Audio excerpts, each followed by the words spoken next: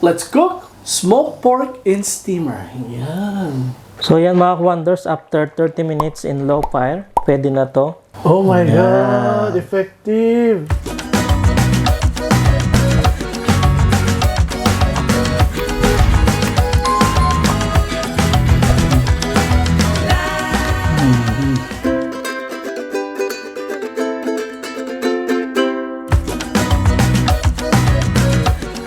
Mayong adlaw mga kaigalaan. Ako si Chokoy. Ako si Mark. Kami ang Wondering Kusina. Let's cook smoked pork in steamer. Yan. So yung una natin gagawin mga wonders is pakulo na tayo ng tubig dito sa ating heater para madali na lang siyang kumulo. So papakuluin muna natin yung ating pork belly. Yan. Iyon lang natin yung ating kalan. And then nilagay lang natin itong lahat ng ating mga hiniwang mga sibuyas, bawang, yung onion leek or daon ng sibuyas, tanglad, and bay leaf. Then lagyan natin siya ng star anise, 2 piraso lang. And then isang lemon, hiniwa ko lang siya ng half. So ganito yung ating pork belly, hiniwa lang natin siya ng ganito. So ilagay na natin. Lagyan na rin ng paminta. 2 tablespoon ng salt. So yung mga wonders, kumukulo na. Ang bango ng lemon. Tapos takpan muna natin. And then balikan natin pag malambot na yung ating pork.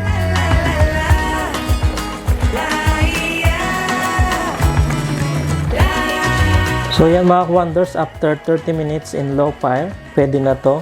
Ayan, so tanggalin na natin.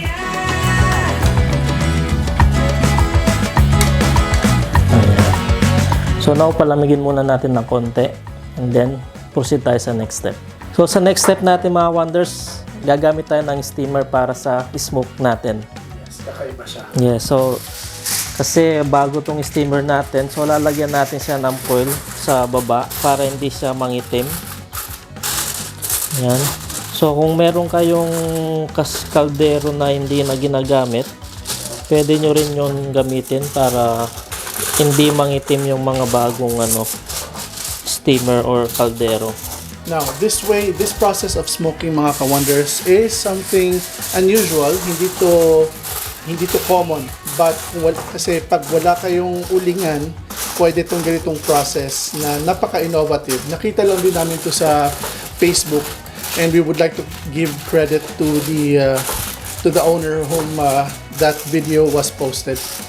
Yan, dinoble natin yung ating foil para medyo makapal siya. So, kailangan natin dito ng bigas. So, maglalagay tayo ng 3 tablespoon na bigas. Okay, pwede din. So, kahit anong bigas pwede. So, yung ginamit namin is glutinous rice. Pwede rin yung regular na rice lang. Then, gagamit din tayo ng brown sugar. So, gagamit tayo ng 3 tablespoon, yung puno. Yan, even lang natin siya. Then gagamit din tayo ng 3 pirasong star anise, 1 teaspoon of whole peppercorn, and then bay leaf, maglagay tayo ng 3. And then yung ating tea bag, green tea yung ating ginamit na mint. So bubuksan lang natin siya. And you can use other tea bags mga ka-wonders, kahit hindi green tea. Yes. So lagay lang natin dito. So, gumamit tayo ng 3 bag. Kasi konti lang naman yung baboy natin. Ayan. Ayan. So, right now, painitin muna natin yung ating linagay. So, buksan natin yung ating kalan in slow fire only. Oo. Kasi baka masunog siya. At saka, doon yung natin, yung sign natin na pwede na natin ilagay yung sangkalan para sa pork is pag umusok na siya. Yes, pag umusok na at kukulo na yung medyo masunog na yung asukal Sugar. natin. Yes. Yan, so sa mahinang apoy siya and then takpan natin. Balikan natin pag mainit na. So mga wonder, tingnan muna natin, humuusok na ba? Ayun. Yan, kumukulo na siya. Kumukulo na. So pwede na natin lagay yung ating steamer. Ito yung gagamitin natin. Yung sangkalan sa steamer.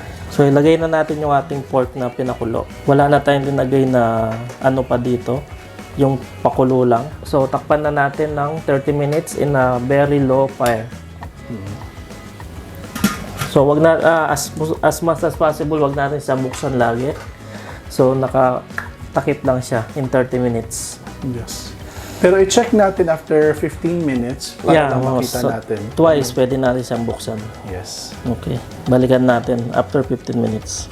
So yung mga wonders, after 15 minutes, tignan muna natin kung anong itsura. Yan. So medyo nagdilaw-dilaw ng konti yung ano natin, yung pork. Yes. And amoy amoy smoke. Amoy smoke talaga. Kasi sunog yung Lalim. yung lalim. So, ang gagawin natin siguro i-sideways natin siyang dalawa. Pa-sideways natin para matamaan. Tutulo yung taba. Sa kabila. Yan. Sige. Yan. Ayan o, kung makita nyo, ano na yung gilid, nag-brown na This siya. is the best way to smoke a meat pag wala kayong smoker at saka pag wala kayong uling. So, kahit stove lang. Alternative way. Yes.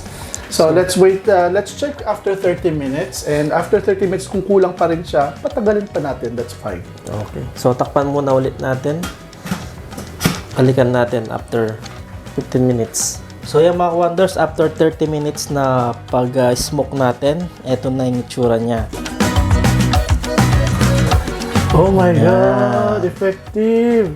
Wow! Tapos, ang bango ng ang bango ng amoy niya. Amoy smoke talaga siya. Ayan. Smoke na siya. So, ibaliktad na ana na pod. So, another 15 minutes more. No? Naka 10 minutes na 10 lang. minutes. Sige.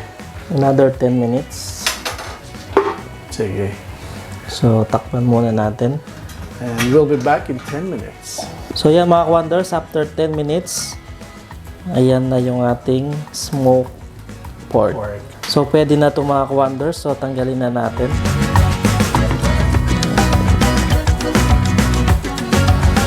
Ayan. So, let's serve it.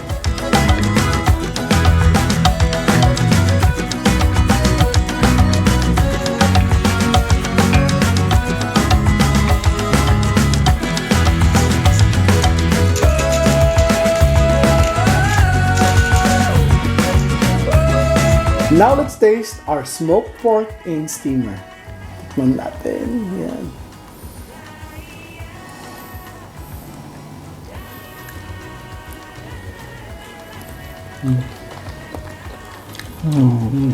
Para talaga siyang tinapa. Parang tinapa na isda. Pero kung gusto nyong prituhin to, pwede siyang prituhin pa. Yes. So basically, pag smoked pork kasi mga ka-wonders, similar sa diluto nating bacon, pwede pa siyang lutuin for another process. Yes, prituhin. Lutuin. Pwede pa siyang lutuin for another process, like prituhin sa tama ka dyan. So ito, Pwede na rin siyang kainin ng ganito oo, kung bagong luto siya. that's right. At saka pwede siyang ipalaman sa baguette or sa Yes, sandwich. yeah. Pwede. Parang siyang bacon, no? Tingnan mo, translucent siya actually. Almost. Ang lambot ng meat. Malambot siya. So, tikman ito. If you're watching this video, please don't forget to like this video and then comment down below and share it to your family and friends. And please subscribe to Wondering Cucina and click that notification bell para updated kayo sa lahat ng mga bagong videos namin. Yes, meron din tayong social media account. Meron tayong Facebook, Instagram, and TikTok. That's right. Kami ang Wondering Cucina and this is our smoked pork in steamer.